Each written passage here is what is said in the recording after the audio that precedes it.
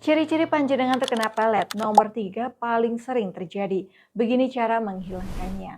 Kalau panjenengan tiba-tiba terus memikirkan seseorang tanpa alasan yang jelas, sulit melupakan wajahnya padahal baru bertemu, atau tiba-tiba merasa gelisah dan ingin selalu dekat dengannya.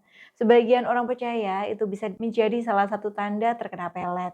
Yang paling sering terjadi adalah hati menjadi tidak tenang, sulit fokus, dan pikiran terus tertuju pada satu orang. Jika panjenengan mengalami hal seperti itu, jangan panik. Ambil air wudhu, lalu bacalah ayat kursi 3 kali, dilanjutkan dengan surat Al-Falaq 7 kali dan surat An-Nas 7 kali. Kemudian tiupkan ke telapak tangan dan usapkan ke wajah dan dada sambil memohon kepada Allah agar dijauhkan dari segala pengaruh yang tidak baik.